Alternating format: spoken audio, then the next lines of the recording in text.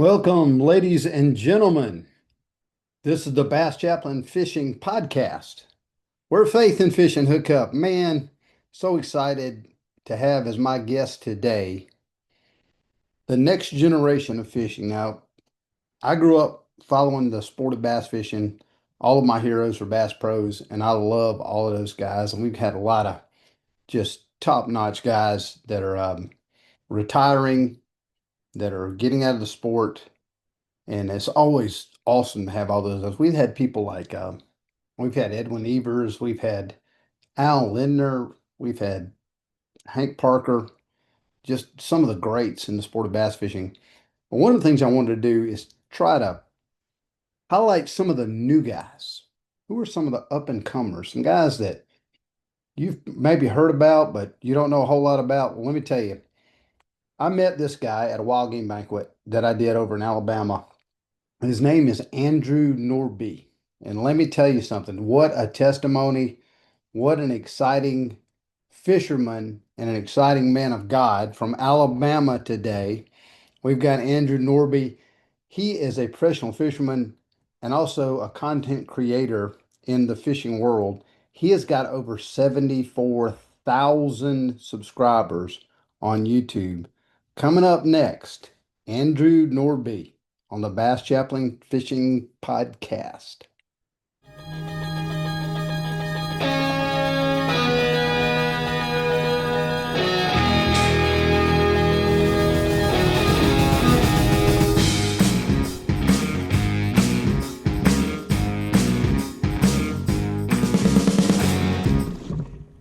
Ladies and gentlemen, welcome back to the Bass Chaplain Fishing Podcast, where faith and fishing hook up. I have as my guest today Andrew Nordbye, all the way from the great state of Alabama, right? You in Yeah, Alabama? yeah. I always get that. Man, you never know when you're dealing with old guys. I forget things, and it's pretty bad. I think I had your buddy Laker Howell on there not too long ago, and so he name drops you a couple of times. I hope your ears are burning. Welcome to the program. We're glad you're here. I bet that was a fun one. Thank you for having me. Man, it's awesome. It really is. Man, one of the things I've been doing over the years is I talk to a lot of old guys because I'm an old guy and I've been talking to a lot of the stalwarts in the sport. But one of the things we want to do is start kind of looking at the future. And man, when I met you down, I think we met down in Alabama. I'd heard about you before at a wild game banquet down there. At Yeah. old Bobo down there, Dalton Yeah, we Bobo. did. And man, I heard your testimony and I was like, man, I got to get him on my podcast. So welcome. We're so glad that you're Thanks, here Chris. and exciting things. I'm checking out all your YouTube stuff and man, 74,000 over 74,000 subscribers on YouTube. And Thanks, that's Chris. impressive. I'm telling you right now, for me to get to 1,000, we were like jumping up and down and really thing. That's impressive, man. Yeah, thousands a lot. Yeah, it's hard to grow YouTube. I tell people I'm the America's slowest growing podcast, and so that's what we do. But tell us a little bit about, I've man, heard you're, that you're a on one of yours professional before. fisherman. Yeah, tell us about Yep. your fishing journey. How did you get into this? What was your journey to become a professional angler? Yeah, so since I've been three, I grew up in Missouri, Kansas City area, no big lakes around really, but always watched it on TV. And since I've been three, I've said I wanted to be a professional bass fisherman. Have a note my grandma signed and dated when I was four, and she passed away when I was nine. But the note said, on this day, Andrew said he wanted to be a professional bass fisherman. And here we Wow. are. God's opened the doors, but it's always been my passion and dream. And it's been a journey to get here, that's for sure. Didn't grow up in the fishing world by any means, and had a dad who took me fishing every chance we got. He'd ask me what I wanted to do, and usually it was fishing if we weren't playing sports. So that's how I grew up: bank fishing, pond fishing, float tubing, tin boat, aluminum boat fishing. Yep. Well, tell us how you made the step to did you start like with me on my fall in bass fishing? That's what I call it, the fall of my whole bass fishing career. I started in like a bass club. I started like fishing in a bass club, and I thought I was pretty good, in the bass club. I mean, I felt like Yeah. I could beat those guys anytime, and then not always, but I felt like I was good enough. And I took the next step up to like the Fisher's Men Trail or something like that. And I just got my teeth kicked in every time I went out there, and the dream died. So tell me how did you start There's a tournament lot of fishing? learning, that's for sure. Yeah. Well, I bought my first boat in college. I went to Northwest Missouri State near the hometown and was a Bearcat and fished for the fishing club team in college. And I was tournament director and ended up being the president of it for a couple of years. But freshman summer going into sophomore year, I bought my first boat and was super excited. 16 and a half foot fiberglass 1989 bass tracker. Mm, yeah. It was a good one, but we put it in the water and the alarm went off, and the guy wouldn't take wouldn't give me my money back. He said, "Take me to court." So I said, "Oh, okay." So Dad and I we rebuilt the engine. He was an auto mechanic for a long time, so fortunately he knew how to do that, and we got it running. And I took that boat all over the country fishing for the college. 13-hour drives, 8-hour drives, Wisconsin to Tennessee, Alabama, South Carolina. Took that boat all over and really learned how to fish a variety of ways, more than the staple Texas rig and frog and spinnerbait I grew up throwing. The old June bug worm Yeah. was pretty common and a shaky head. But there was an 1,100-acre lake that had a bunch of tournaments, 40 boat tournaments near the college campus, like 5 or 10 minutes away. And I lived by it, and I was always out there honing in my skill and trying to be a better fisherman. You could fish standing timber, you could fish rock, you could frog and punch grass in it. So it had a real good variety of fishing, and I learned a lot on that lake. And but yeah, there's a ton of God stories really to how I got there. But that is how I got a boat and how I started fishing tournaments, and then I fished for the college all 4 years. Um, Really, I would say God really started opening doors towards my senior year of college. I had a scholarship dinner that I had never gone to, and I decided to go to it. I think my junior or senior year of college, and the scholarship fund owner happened to be a bass fisherman. So we're at this fancy restaurant, nicest one in town, and we start talking bass fishing, and it was just crazy connection. But I didn't ask him for nothing or anything like that. We were just having a fun conversation, and I get an email the next week from the guy I just met. Never had met him or didn't even know he had my email, saying he was going to send me $2,500 to help with gas and tournament expenses for my upcoming year. So Wow. that was like my first little sponsor. And I also worked for a lure company. Tight Lines UV was in Maryville, so they were my lure sponsor. But that was my first monetary sponsor, and it was like, okay, God's opening doors, and he paid for my dad and I to go to ICAST.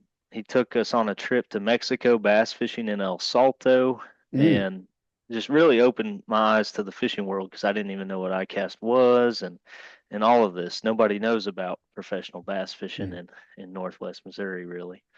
Um, so God started opening doors, and I graduated college. In college, I had in the biggest FLW Open at the time, my partner Adam Almatati and I, we led day one of a tournament, ended up finishing fourth.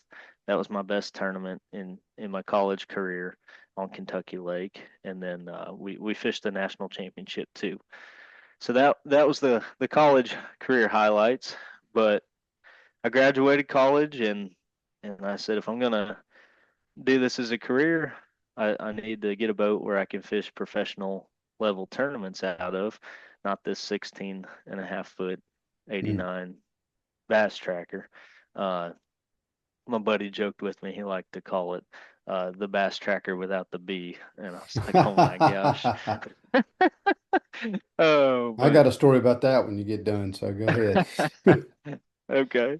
Yeah. So all this years gone by, God's really paving the way. Um, God changed my life in high school, so I was really trying to seek Him simultaneously with all this going on. I was president of Campus Crusade for Christ for a couple years, and leading Bible studies and trying to serve for the Lord and draw people to Him because of how good He was and how much He had done for me and saved me. So seeking Him, and for some reason, I asked this retired couple that go to our church. They had a college student live with them every year, and for some reason, I just felt like asking them if I could live with them the next year, even though I was graduating. And so I asked him, and Michael told me, no, we actually decided we're not going to have anybody live with us this next year. And I was like, okay, well, that's fine. I asked, and I didn't think anything of it. And they're snowbirds, so they went down to the Gulf Shores for a couple months on vacation, and they come back, and it's probably January, and you move in May in college when school's out. All the leases end in May. So he comes back in January. I see him at church, and he walks straight up to me and he says, Andrew, I don't know why, but the Lord told us you're supposed to live with us. I was like, Mm. okay, I guess that's what I'm gonna do. And I lived with them. They would not let me pay rent, utilities, or anything. And kind of unknowingly, it allowed me to buy and pay off my first real boat that I could fish pro level tournaments out of. Mm. And it was a 18.5 foot Stratos that later went off a cliff. Oh no, man. Yeah, but I fished out of that boat for about 4 years in the FLW Costas, which became the MLF Toyotas.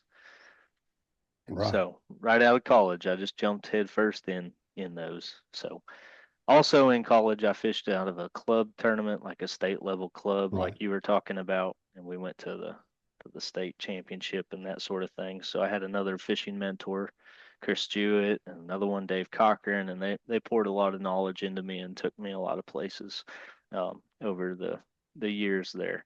So it was all leading up to that. A lot of doors opened. Yeah, tell us what you're fishing right now. What do you got? I know I'm looking back behind you and I'm seeing that 2024 champion Kentucky Lake back there. And tell us Yeah. a little bit about what you're fishing right now. Yeah. So right now I'm fishing the Major League Fishing Tackle Warehouse Invitationals. It's my third year fishing these, and that was the old FLW tour. Right. When MLF bought out FLW, they made it the Tackle Warehouse Circuit, and now it's the Tackle Warehouse Invitationals. So it's my third year fishing those, and I won one last year, pretty Mm. incredible, on Kentucky Lake. So that was a Yeah, big Kentucky blessing. Lake's But we been good just to you, man. Wow. it That's has, yeah. that's Yeah, we pretty just cool. finished up our third season, and we have a championship event in Wisconsin here next month. Mm. What do you think your strong suit is in fishing? What do you if you're just going out and you're like, okay, I'm gonna fish my confidence deal. What is your, what's your deal? Well, on most lakes, I would say put a shaky head in my hand. I Mm. love fishing a shaky head. Um, I love deep cranking here on Lake Gunnersville. I don't throw a shaky head hardly ever, except a mag one on the ledges here on Lake Right. Gunnersville. But just all over the country in general, I would say a shaky head has been my go-to. Yeah. So you live around the Gunnersville area now. That's a Yep, lot of guys gravitate towards Gunnersville just because it's a storied fishery and it somehow is. keeps on producing. I know it. We moved here 6 years ago, my wife and I, and I've learned so much living here. I don't know if I'd have made the pro circuit without making the move 3 years ago. So uh, qualified 3 years ago, and it's been a journey. It's been awesome. That's good. So the goal is to move up to Major League Fishing on the BPT and Yeah, yeah, it is. I'm not opposed to Fishing Bassmaster either. It's just where the tournament schedules have lined up really for me is why I fished the FLW Costas or the MLF Toyotas over the years, and they were just closer. They made more sense. Um, Same level as the Bassmaster Opens is why I fished those, and so when I qualified for the Tackle Warehouse, that's why I stayed here. But there's been some changes in the industry over the last couple of years here, but I feel comfortable where I'm at. But who knows where I'll end up? It's so Really? hard. I tell you that between the opens and the tackle warehouse tour, I mean, Hmm. it's just there's so many hammers now, and I mean young Oh, I know. hammers. I There mean, are. guys that come in, when I first, was were trying to when I started fishing, like I would fish as a co-angler, ever start series, stuff like that. Yeah. It was kind of thinking of you, all right, you pay your dues a couple of years and then you kind of, rock along and then you kind of get up here. Now, guys come in, Trey McKinney, I'm like, when I see him at the Elite Series events, I'm just like, man, he's a kid. Good night. This kid's up there, owning the tour. And so I it's really know. wild. And, I think that's the bass fishing knowledge, of course, the forward facing sonar, all that stuff is, helped. And, I'm not saying that's a bad thing or a good thing, but it's definitely aided a lot of guys. And so, man, it's still fishing. It's still awesome. And I always tell Yeah. people Jesus hung out with fishermen, not golfers, and there's a reason for that because fishermen are it's so awesome. Anybody wants to like throw a bad comment out there, Jesus loves golfers too. So anyway, but man, I met you at that game banquet, and I was so impressed, with the way you share your faith. Tell us a little bit about how you came to faith in Christ. Sure. Yeah. Grew up. My parents were divorced since I've been three. Both paycheck to paycheck, getting by, and mom took me to church, and um, I would say I acknowledged the Lord was real at a young age.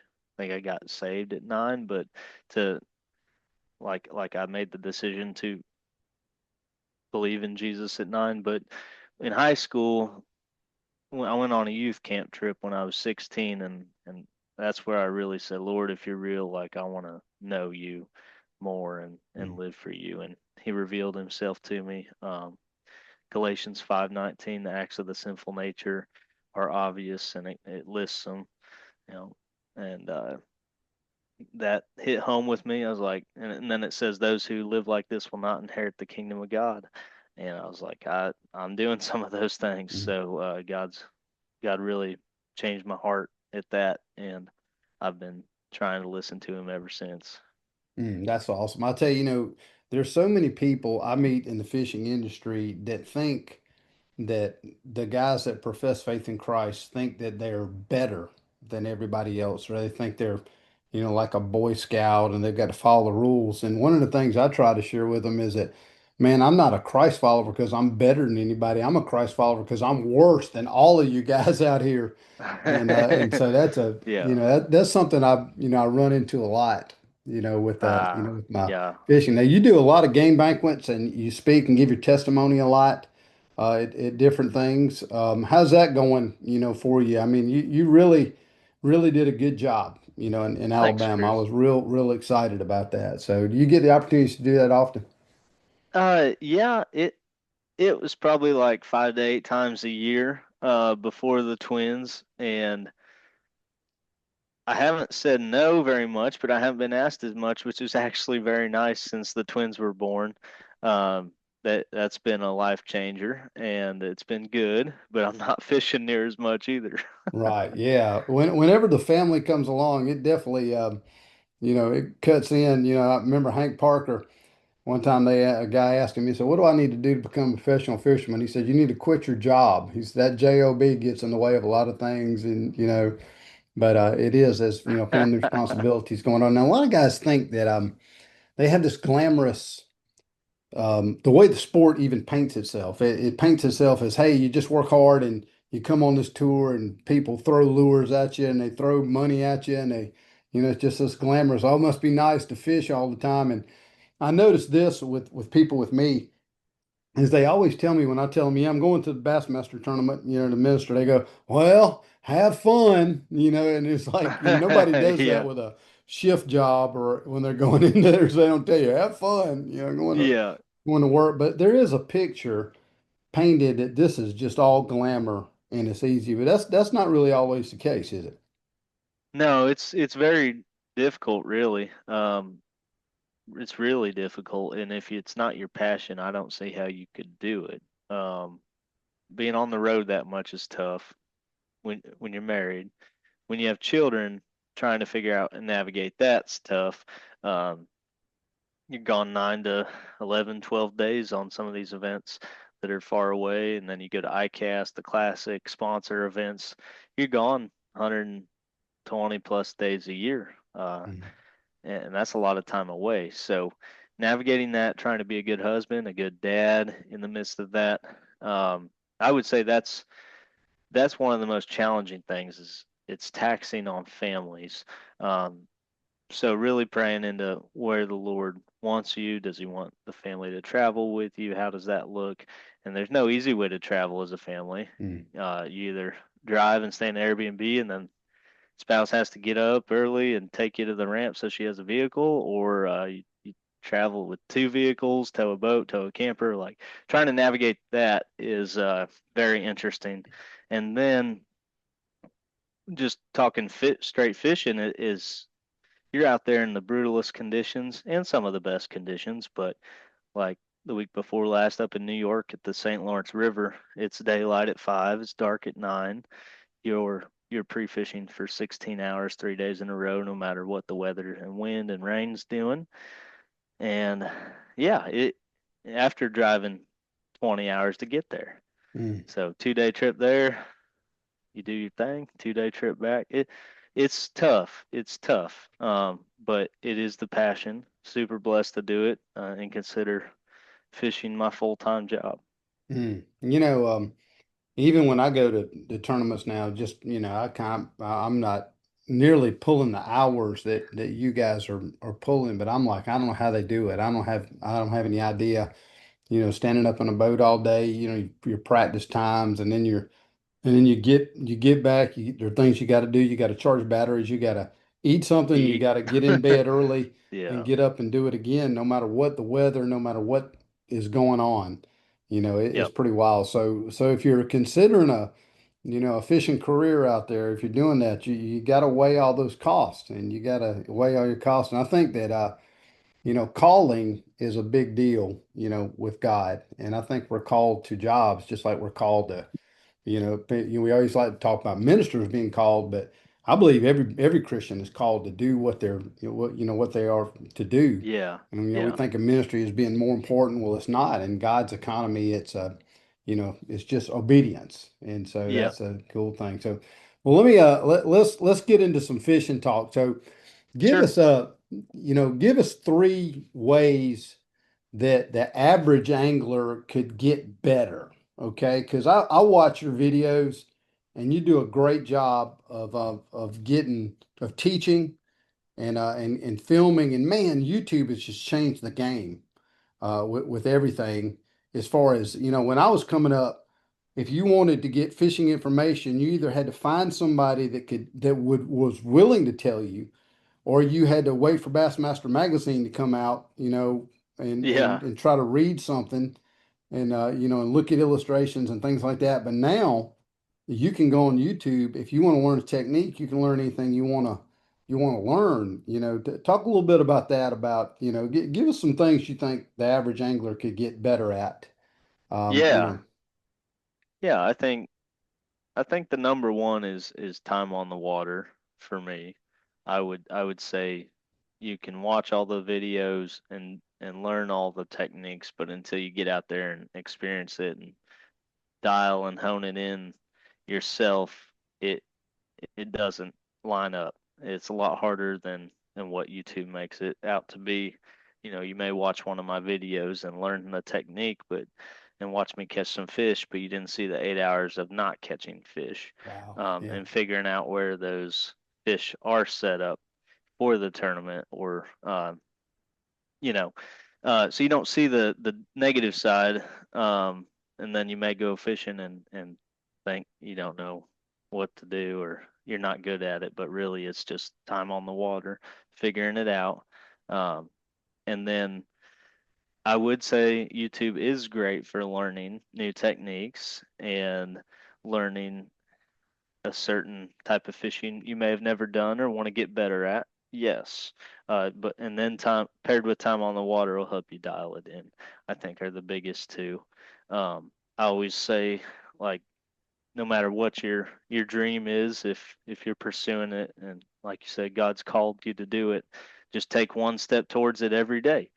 Whether that's in the fishing world, whether that's, practicing your casting if you're young. I used to do that out back in the backyard a lot, or watching a YouTube video to learn something, or have a chance to go fishing, go to the lake, go to a pond, and just take one little step towards your dream every day. That's good. Casting, I've noticed, is probably the single biggest difference in a pro and your average guy that's even pretty good. Like with me, I'm pretty good with my right hand. I just, I always felt like I was a pretty good caster. My left hand, I'm garbage. I'm absolute garbage. And I've noticed that these guys, when I'm watching Christie or Hackney, or you're watching really anybody, Andy Montgomery, the left hand, your non-dominant hand. I mean, I was with Cliff Crochet one time, and I remember him throwing a frog on the right hand side of a log, and then switching hands and throwing it with his left hand, doing like that. And I was like, okay, I'm missing about a million angles. I need to get out there Yeah, and work on my non-dominant hand. That's important. Casting's important. it is. It is. Yeah, hitting all those little hard to reach places that the average person fishing and coming along might not be able to reach. You ever see those Japanese guys on Instagram and stuff that can cast so well? They pitch that thing up into places that big and things like that. I'm always stunned. I've never seen that guy catch a fish before, but I've seen him cast in places that I know he's got to catch them. But I Yeah, always yeah. comment on that. Do you ever catch a fish? Do you ever? Because he never shows himself catching fish, but he pitches that bait up into places I never thought you could even reach, Yeah, yeah. and stuff like that. So what's your favorite lake? What lake do you like to go to if you could just pick one? I imagine I know what that lake is, but I always like to ask people where do they like to go? I think over this past year it has become Gunnersville. I love Gunnersville. It's been really good to me. It's so fun. Uh, but Chickamauga's always had Yeah. my heart. I love Chickamauga. But I think Gunnersville took that over this year. Um, love Texas. We fished Sam Rayburn. That was a blast. Kentucky Lake's been really good to me. Uh, but I think I think I'd have to say Gunnersville. Yeah, whenever the new Bassmaster Elite schedule came out, and whenever there's two of them in my home state, South Carolina, and whenever the Bassmasters come to South Carolina, I'm kind of rejoicing because I don't have to go very far. But I'm Yeah, also it's a bummer when those guys come because it's like almost they come and it's tough after that. It really is. It can be tough. But why do you think Gunnersville keeps producing over and over? I mean, I've never seen a lake, probably Lake Fork and Gunnersville are two lakes that just get absolutely hammered day after day after day, and yet there's still fish caught there every day. Why do you think that is? yeah. It's on the rise too. Like the last few years, it's just gotten healthier and healthier and healthier. And I just think it's the amount of grass that's in here. Everybody hates the floating eel grass that gets Yeah. cut up, but really it protects parts of the lake that day, and protects where the wind blows. So fish are getting a little more protection than they used to before the eel grass, but it's it just has the bait, it has the forage, it has the grass and the current, and these fish just thrive here. It's I've always amazing. wondered, you go to Texas and they market so well, they market their lakes so well. Lake Fork is kind of a destination fishery. And when you go Hmm. around that area, I mean, there are mom and pop tackle stores on every single corner. There's mom and pop restaurants. And then you Yeah. go to somewhere like Santee Cooper, where I'm from, where I grew up. You don't even have a tackle store within 30 miles of the lake. I mean, you got to go a good Wow. tackle store. And I've always been fascinated and just bewildered by my state, Yeah. by why don't you just go to Texas and just copy them, just copy what they do. And I think the economies around those lakes would boom. But grass is the key. And Santee is just coming back, like Gunnersville. The grass is back if they will leave it alone, and loaded with hydrilla, several other kinds of grasses. And we just noticed that, every time that grass comes back, the bass just explode. And I guess Oh, they that's have awesome. the fry half cover, it just produces, but homeowners don't like grass. They don't like Mm-mm. that grass. And so you always I have know that it. constant war. And I know that Gunnersville seems to handle that a little bit better than other lakes. Like Santee's, their answer was let's kill it all. Let's just kill every Mm-hmm. little stitch of grass in there. Gunnersville seems to have a little better approach. We can take care of it around where we have to produce power and things like that, but let's leave the rest of it, alone and stuff. And Yeah, so grass is an yeah. They equalizer. Gunnersville is not your average lake. It's a lot less boaters and a lot more fishermen. So I think the cities around here understand the revenue that comes in from uh, the fishing world, and they understand that the grass in the lake protects that.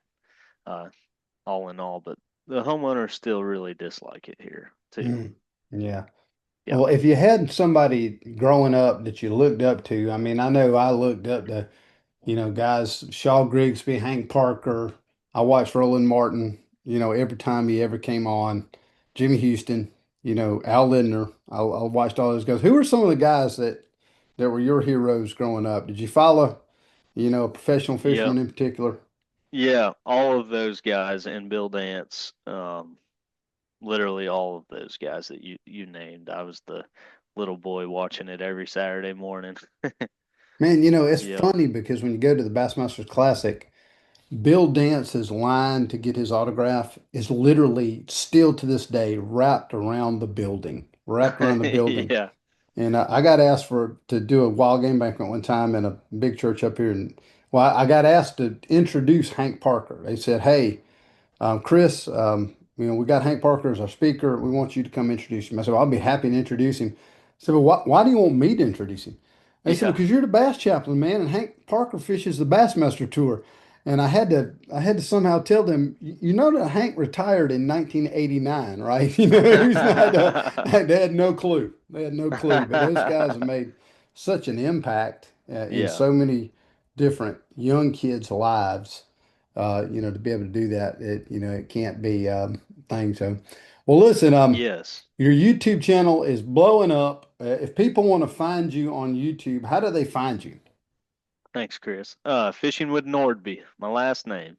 Fishing with Norbye, Yep. and you can subscribe to his YouTube channel. What else are you on? You're on all the Instagrams, TikToks, and all that as well. Yep. Yep. Either a Nordby or Fishing with Nordby. You can find me on there. Man, that's Yep. awesome. Do you when you film your stuff, do you have somebody that films for you, or do you film it all yourself? What do you? It's all self-filmed. At the tournaments, sometimes I have a guy who does all my drone shots, and he might shoot some video of the way in, but all of it's self-filmed, especially when I'm not at tournaments, just out fun fishing. And I have a guy that edits my videos for me too. He's awesome. Man, I tell you that the editing is one of my greatest Mm-hmm. nemesis. I'll be editing shortly. I just started editing my own podcast because my guy's at seminary and he's, doing his thing. And it has been for old guys, that's the hardest thing in the world, Yeah, to embrace technology. I'm trying to it slowly takes time. dinosaur come up and do that. Man, I appreciate you being here today, man. This is Of this is course. awesome. If people want to get you to come and speak at their wild game banquet and give your testimony, how do they get in touch with you?